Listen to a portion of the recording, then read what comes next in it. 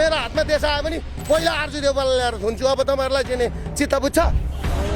म त्यो तागत भएको मान्छे हो, पहिला केपी ओलीलाई ल्याएर थुन्छु र सिंहदरबार र सर्वोच्च अदालतमा आगो लगाउन जसले प्लान गर्यो नि त्यसलाई ल्याएर थुन्छु। आर्जु राणासँगको फोटो लिक भएको छ नि, त्यसको बारेमा आर्जु राणासँग फोटो, पूर्णबहादुरसँगको फोटो लिक भएको मैले थाहा पाएँ। लिक भएको होइन, त्यो आएको हो, खिचेको हो, त्यसमा ढाँट्नुपर्ने एआई होइन। मेरो पर्सनल काममा मैले पहिल्यै भेट हुँदाखेरि कुनै नेताको घरमा 2-2.5 वर्ष अगाडि कहिले हो भेट भएको थियो, 2.5 वर्ष जति भयो। भेट भएको बेलामा मेरो उहाँको पनि स्कुल, मेरो पनि स्कुलको कामले जाँदाखेरि म एउटा उहाँहरूले पनि विदेशको त्यो ल्याउनु भएको छ नि त, त्यो सिलसिलामा उहाँहरूकोले चाहिँ नि दिदो रहेछ यहाँको लागि एफिलिएटेड उहाँहरूकै ट्युलेन्स स्कुल छ नि, उहाँहरूले पनि ल्याएको। अनि त्यस भएर बुझ्न गएको थिएँ। त्यो बुझ्न गएको बेलामा फोटो खिचेको, त्यतिखेर उहाँ परराष्ट्र मन्त्री हुनुहुन्थ्यो। मैले के गर्दै गरेँ, फोटो खिच्दैमा चाहिँ के हुन्छ, फोटो त प्रधानमन्त्रीसँग पनि खिचेको, मूर्ति नै दिएको त सुशीला कार्कीसँग, ओम अरियालसँग फोटो खिचिएको छ, गिरिजाप्रसाद कोइरालासँग फोटो खिचिएको छ, प्रचण्डसँग फोटो खिचिएको छ, केपीसँग फोटो खिचिएको छ, अभियान छ, सबैसँग फोटो खिचिएको छ। फोटोको कुनै अर्थ हुँदैन क्या, फोटोसँगको मतलब भएन। कुरा के हो भने नि कामसँगको मतलब हो। कामसँगको चाहिँ कुरा सोध्नु न। म अहिले के भन्छु भने मेरो हातमा देश आयो भने पहिला आर्जु देवपालाई ल्याएर थुन्छु। अब तपाईँहरूलाई चाहिँ नि चित्त बुझ्छ? म त्यो तागत भएको मान्छे हो, पहिला केपी ओलीलाई ल्याएर थुन्छु र सिंहदरबार र सर्वोच्च अदालतमा आगो लगाउन जसले प्लान गर्यो नि त्यसलाई ल्याएर थुन्छु। अनि मात्रै संविधान संशोधन गरेर अनि चुनावमा जान्छु। बुझ्नुभयो कुरा? बुझ्नु भएन?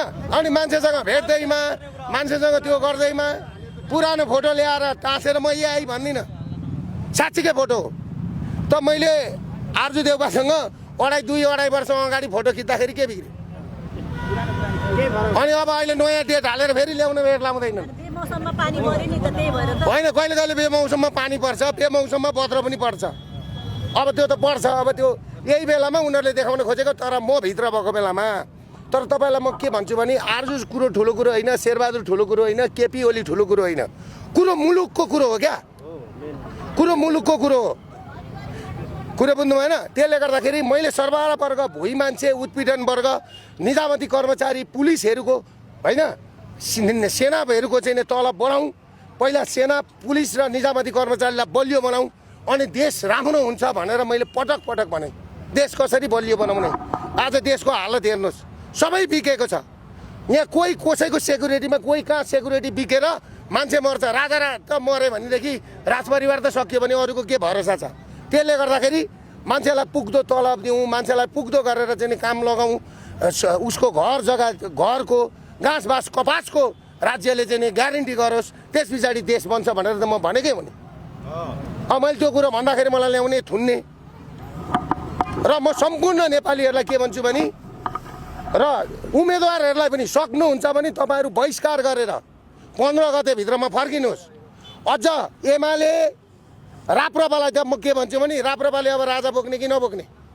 राजाले त चुनाव हुँदैन भनिसक्नुभयो। मलाई झुन्ने ठाउँमा मैले श्रीमानलाई पनि भने, राजाले पनि चुनाव गर्नु हुँदैन भनेर भन्नुभयो राजसी शैलीमा। मलाई ल्याएर चुनाव गर्नु हुँदैन भन्दा थुन्नुभयो होइन? राजालाई पनि ल्याएर थुनौँ।